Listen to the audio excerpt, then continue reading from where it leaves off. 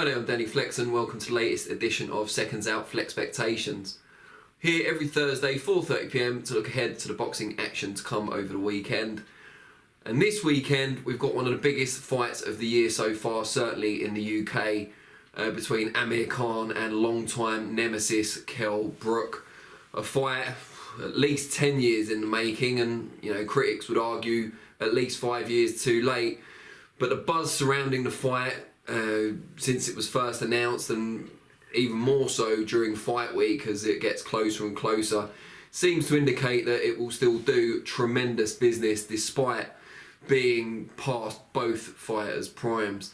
The grudge match element, the fact that they genuinely don't like each other, particularly on Brook's side, as we saw once again on the recent Gloves Are Off show on Sky Sports, and also the fact that now, more than at any other time in their rivalry or the history of their rivalry, it's harder to pick a winner because we don't know exactly how much either man has left. And I think that's what makes it so intriguing. And also what impact it will have on their respective legacies. Now, I would argue quite strongly that this fight means a lot more and should mean a lot more to Kell Brook. Amir Khan, regardless of the result on Saturday night at Manchester Arena, will always be the guy who won an Olympic silver medal in a one-man GB squad at the age of just 17. No one's ever going to take that away from him. He'll also be a unified world champion at super lightweight, we call it now, junior welterweight or light welterweight at the time. And then moved up and had some good wins out in the US, made his name, fought Canelo, obviously didn't go his way. But undoubtedly, and Adam Smith from Sky alluded to this in an interview with Radio Raheem yesterday, undoubtedly the bigger star, crossover name. He's been on, reality shows here in the UK. He's more known globally because of some of the work he's done out in Asia, plus the fights he's had in America, of course. Undoubtedly the bigger star, arguably the better career, certainly if you take the amateur code into account as well, certainly the better career overall. So it won't do much to damage his legacy if a past his prime Khan loses to also past his prime Kell Brook. It'll be a slight dent. The history books won't record the fact that, who had more left, who'd been inactive for longer, that kind of thing. It will just record that when these great rivals finally met, Amir Khan lost. But his legacy is pretty much secure, and he seems very content with his life both in and outside boxing.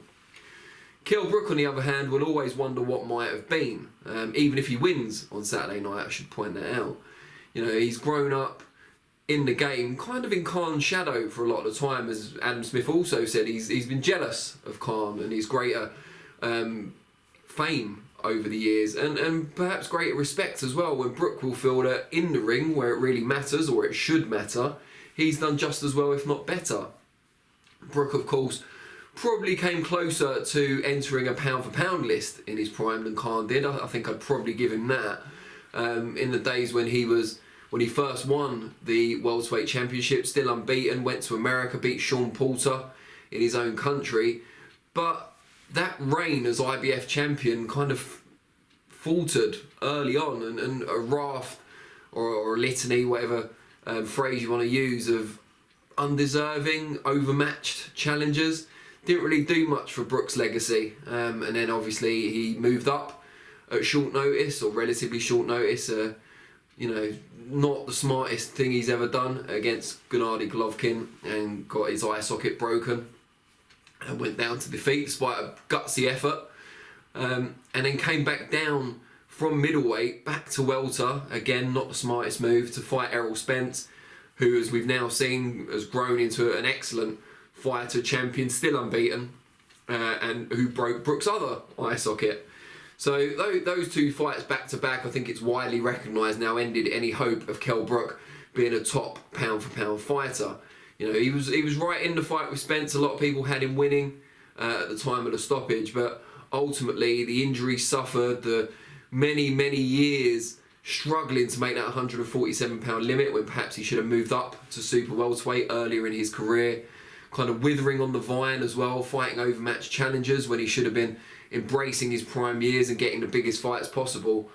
all those factors are things that will haunt Kell Brook, and especially when he looks over to the other side of the Pennines and sees the Bolton rival Amir Khan not only achieving things that a level of fame that Brook could only dream of, even once he linked up with Matchroom, but more importantly refusing to accommodate Brook, especially at a time when a lot of people felt that Brook might just have Khan's number, that his timing and power could overcome the speed of Khan, and that Khan's recklessness and desire to get involved in a scrap would be his undoing against someone with the ring IQ and the intelligence of Kell Brook.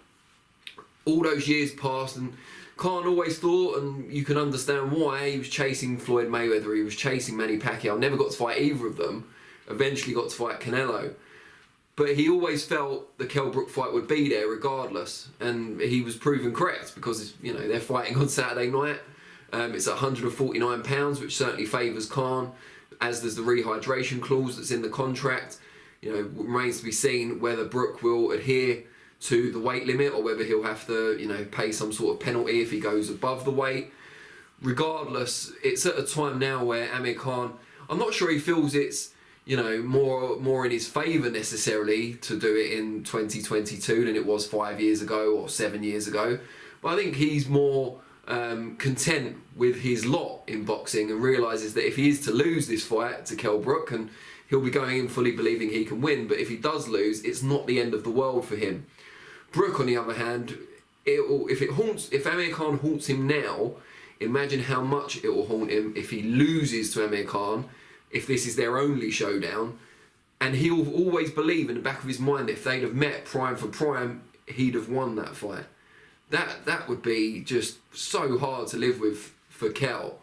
But it's going to be tough for him, because although Khan has been wiped out on a number of occasions, and you can't even question his chin anymore, it's kind of a given that he hasn't got the strongest punch resistance, the fact is that he's been wiped out by single shots, and while they've been some scary looking knockouts, they don't tend to add too many miles to the clock. They've both been inactive for a long time, but Kell Brook had all those years struggling to make a weight that he really should have moved up from. Khan's always made welterweight comfortably. When super lightweight became hard, he moved up, and he stayed around welter ever since. He's never seemed to struggle badly with that. Never had the sort of injuries that Brook's had either, with the two eye sockets breaking. Never had to deal with that.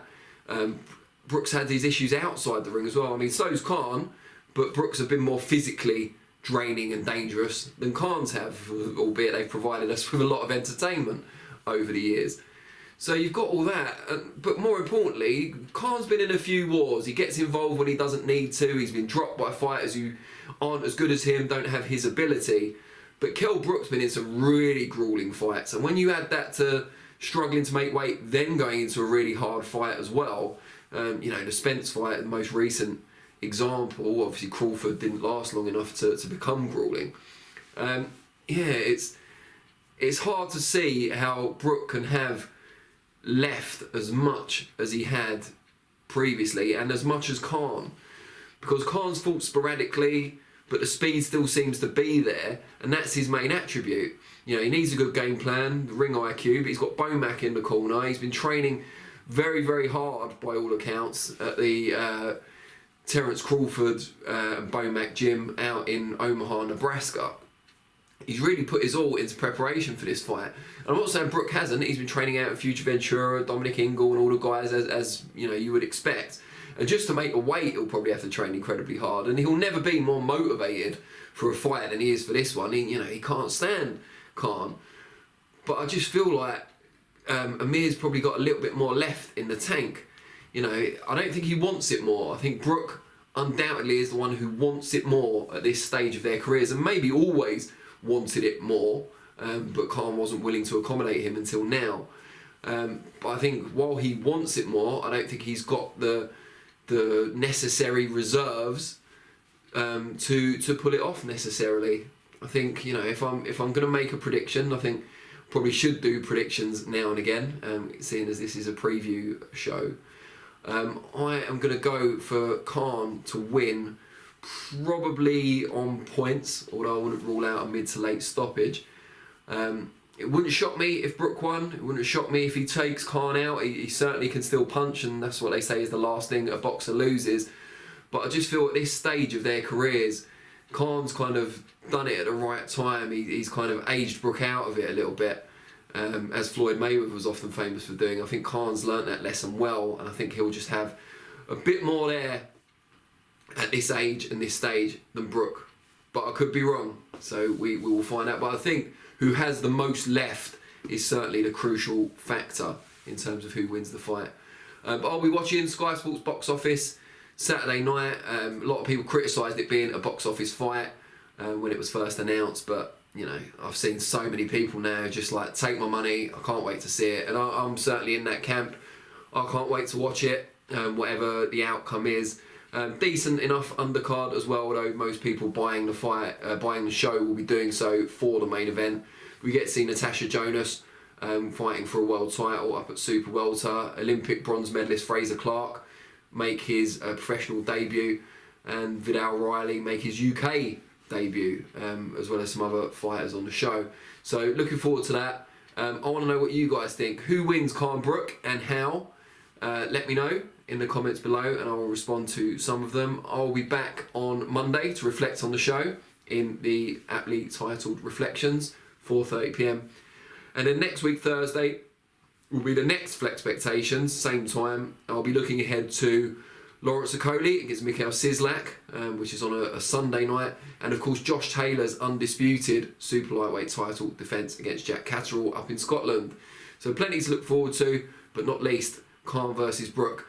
Is it later than it should be? Yes. Is it too late? No, I don't think so. I think it will still be an incredibly exciting spectacle. Thanks for watching, and I'll see you all soon. Cheers.